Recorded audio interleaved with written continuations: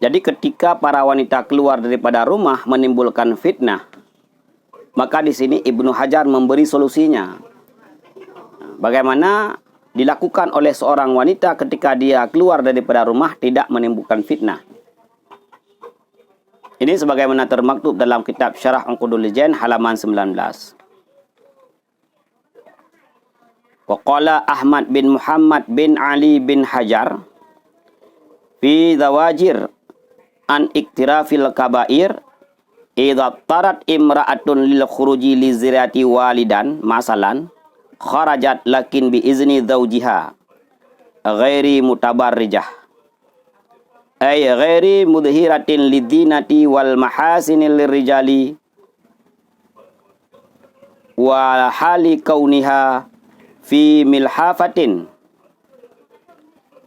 wa sikhatin wa siyabi bidlatin wa taghiddu tarfaha fi mashiha wala tandurul mar'atu yaminan wala shimalan wa illa takun kazalika bi an khalafat mazkur kanat asyatan lillahi wali rusulihi wali zawjiha.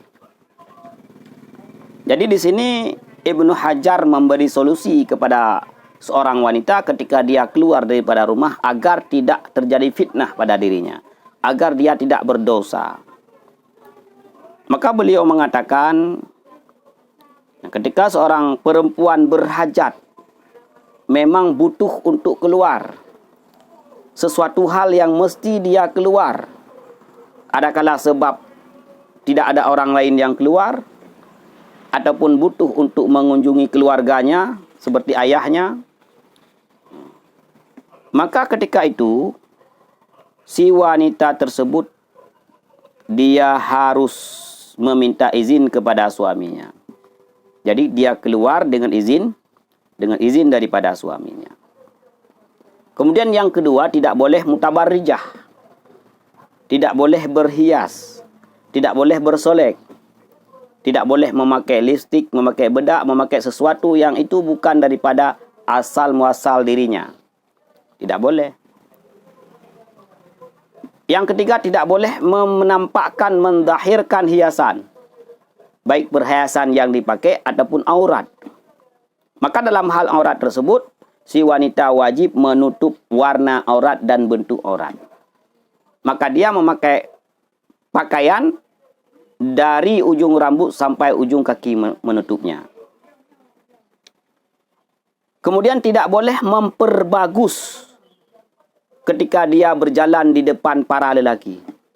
Misalnya di suatu tempat, di suatu lorong, di suatu kedai, di suatu tempat ada lelaki, maka jangan memperbagus jalannya. Tidak boleh. Kemudian dia memakai sesuatu yang dapat menutup dirinya, termasuk ketika dia keluar memakai pakaian yang hina, pakaian rumahan, pakaian yang sering dia gunakan ketika memasak, pakaian yang sering dia gunakan ketika di dapur, pakaian yang sering dia gunakan ketika membersihkan rumah. Jadi tidak boleh membedakan pakaian yang baru. Maka ketika dia keluar tidak boleh memakai pakaian yang baru, yaitu pakaian-pakaian yang hina, pakaian-pakaian yang biasa. Kemudian selanjutnya adalah menutup pandangan matanya ketika dia berjalan. Maka ketika dia berjalan tidak boleh melihat ke kiri ataupun ke kanan ketika tidak dibutuhkannya, tidak boleh. Jadi tidak boleh matanya belak-belakan ke sana, ke sini, ke sana, tidak boleh. Maka andai kata Ibnu Hajar, seorang wanita yang keluar rumah walaupun mendapatkan izin daripada suaminya, namun dia tidak menutup dirinya, namun dia tidak memakai pakaian yang hina,